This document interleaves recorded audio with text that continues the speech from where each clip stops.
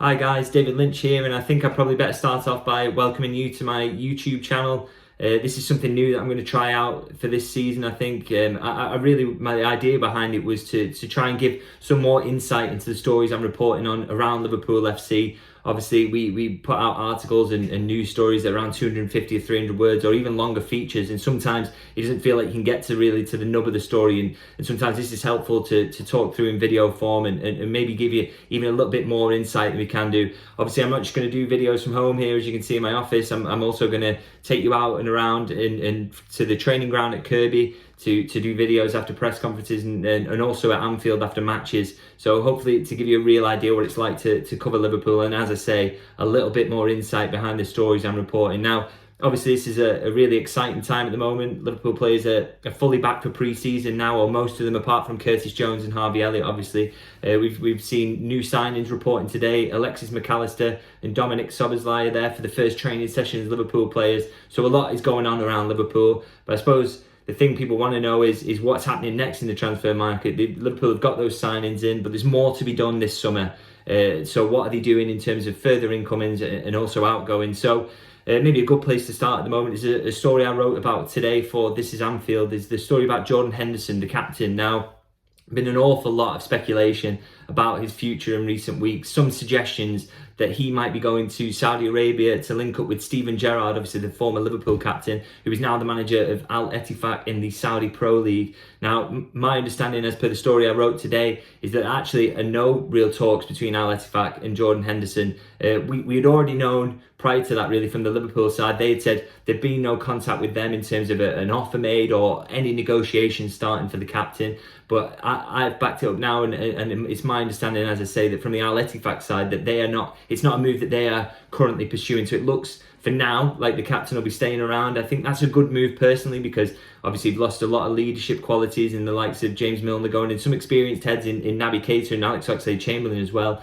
who've left the club this summer. So to keep someone around who's experienced and knows about setting the standards, I think is an important move. And I think from Henderson's perspective as well, it's worth mentioning that with the European Championships coming at the end of this season, would he really make that England squad if he were to be playing in the Saudi Pro League? I think it would cast some doubt over whether Gareth Southgate could really pick him. So I think he'll want to stick around at Liverpool for at least one more season and see if he can keep himself in that England squad. Now, talking about potential moves to Saudi Arabia and also midfielders, in fact, the other rumour that is doing the rounds at the moment is about Thiago Alcantara. Now, that's not something that can currently be ruled out at the moment. Now, there is interest in him, not just from Saudi Arabia, also Fenerbahce, the Turkish side, have also been strongly linked with the move.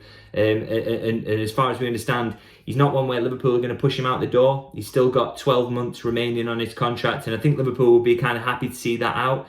Obviously, his injury record and his age means that there are no real talks around a potential extension to that contract. I think Liverpool would, at the end of that, would be happy to see him leave on a free. But as I say, they're not going to push him out the door this summer. But if an offer arrives, and there is real potential when you talk about some of the interest that is there, including Al Ettifaq, they've been mentioned as one of the potential sides who might be interested in the move for Thiago. Now, if a bid comes in rather that's around the money that Liverpool are looking for, then they really would have a difficult decision to make. And I think for Thiago, from a personal point of view, he suffered with injuries last year.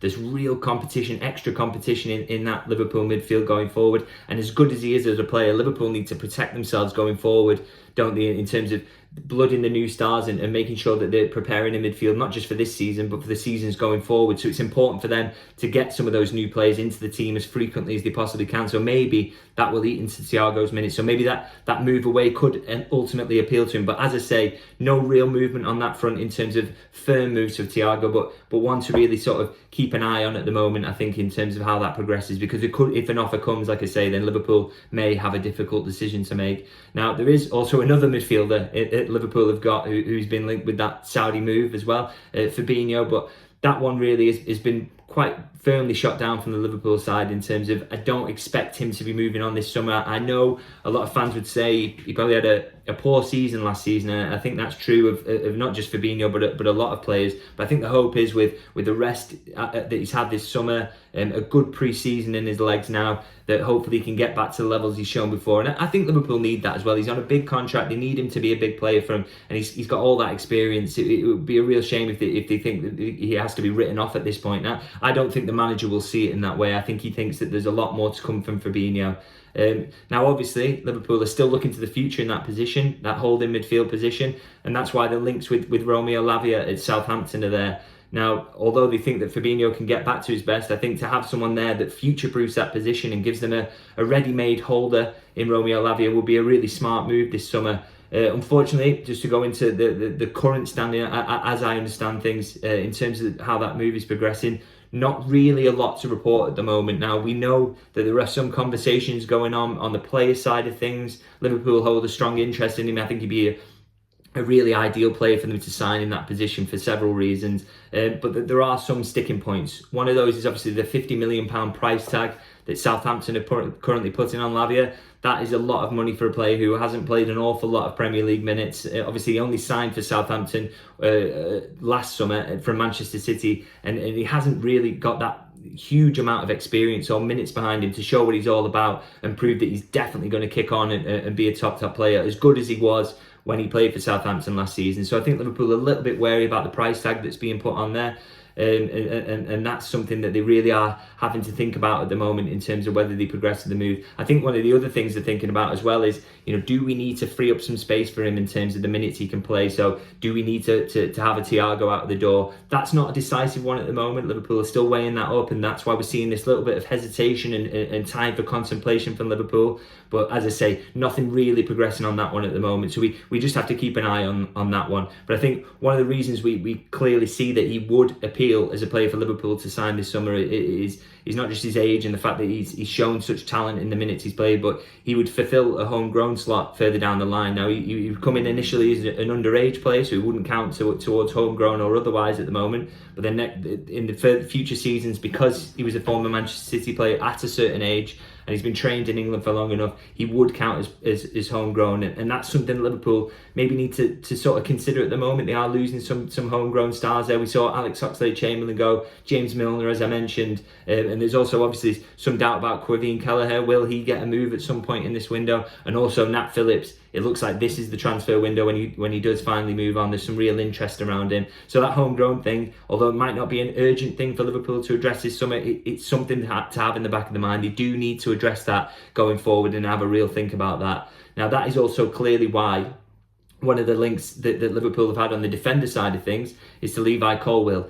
Brilliantly talented English player, hugely rated at Chelsea. They are absolutely determined not to lose him this summer, and that's why I wouldn't get too excited about the links with Liverpool. There's definitely a strong interest on Liverpool's side. They really like the player and have scouted him and like a lot about him. And you may have seen on social media, it looks like he's a boyhood Liverpool fan. So that could certainly help grease the wheels in terms of getting the move over the line. But Chelsea, are so reluctant to lose him at the moment. And I think, they really could dig their heels in unless Levi Colwill really pushes for a move to Anfield this summer. So not any huge developments on that one. And again, one that could get pushed until later in the summer, and it would really probably require Levi Colwill to push for the move. But as I say, he would tick a lot of the boxes, not just in terms of his pure talent as a footballer, but also because he's a homegrown player who could come in and serve Liverpool for many years to come. So it would be a difficult deal to get over the line, but let's keep an eye on that one because there aren't obviously a lot of other defender links out there. Mickey van der Ven looks like he's quite close to Tottenham at the moment, and one of the other names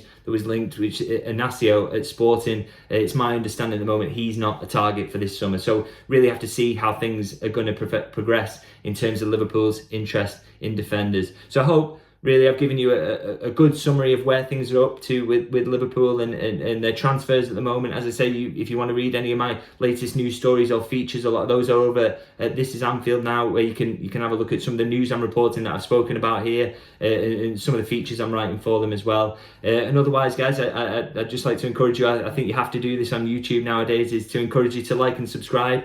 I'd like to sort of grow this channel, as I say, and bring you all the latest news from Kirkby and Anfield, and hopefully you can follow along and do that. So I'll try and keep these videos regular in terms of transfer updates and, as I say, stuff from around the ground and the training ground. And yeah, I'll speak to you soon.